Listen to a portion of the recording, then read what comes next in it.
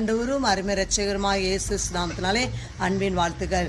ஒரு வேத வசனத்தை பார்க்கும்போது லூக்கா எழுதின சுவிசேஷம் 1 பார்க்கும்போது, அவள் இருந்த வீட்டில் தேவன் பிரஸ்தே கிருபை பெற்றோரை வாழ்க, கர்த்தர் உன்னுடனே இருக்கிறார் என்று சொல்லி வேதத்தில் வாசிக்கிறோம். பாருங்க, கிருபை வாழ வைக்கும் சொல்லி ஏற்கனவே நம்ம பார்த்தோம். அப்படி அந்த கிருபை எப்போ பெருகுன்னு சொன்னால், அடுத்த ஒரு காரியம் பார்க்கும்போது சொல்ற 41 பார்க்கும்போது, எலிசபெத் மரியாள்ட வாழ்த்துதலை கேட்டபோது அவருடைய வயிற்றிலிருந்து பிள்ளை துள்ளிச்சு என்று சொல்லி வேதத்தில் வாசிக்கிறோம். பாருங்க, மரியாள் எலிசபெத்தை என்ன செய்யலாம்? அவள் வாழ்த்துகிறாள்.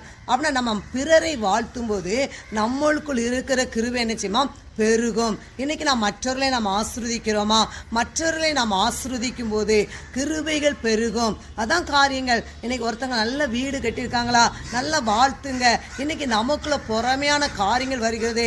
அது வந்தால் நாம் கிருபையை நாம் என்ன செய்வோம்? இழந்து விடுவோம். அப்படின்னா நம்ம என்ன செய்யணும்? நான் வாழ்த்தேனும். ஒருத்தவங்க நல்ல கார் வாங்கியிருக்காங்களா, நல்ல ஆசீர்வதிங்க.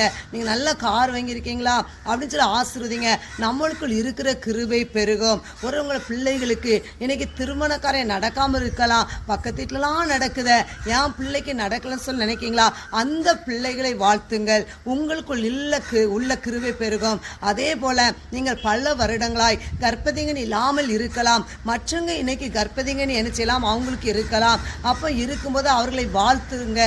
அப்போ நம்மளுக்குள் இருக்கிற கிருபை பெருகும். ஒருவேளை ஏதாவது நம்ம பார்க்கும்போது, சில சௌகரியங்களை பார்க்கும்போது அவங்க உடை உடுத்திருக்கலாம், அது அருமையா இருக்கலாம். அப்போ நீங்க சொல்லுங்க, அக்கா நீங்க கட்டின சாரி நல்லா இருக்கு அப்படின்னு சொல்ல வாழ்த்தணும். அப்புறம் பிறருடைய ஆசீர்வாதத்தை கண்டு நாம் பொறாமைப்படாதபடிக்கு மற்றெல்லாம் வாழ்த்தும் போது, மற்றவர்களை ஆசீர்வதிக்கும் போது, இந்த மரியாள் எலிசபெத்தை எப்படி வாழ்த்தினாலும் ஆசீர்வத்தாலோ அதே போல நாம் வாழ்த்தும் போது ஆசீர்வதிக்கும் போது நம்மளுக்குள் உள்ள கிருபை பெருகும்.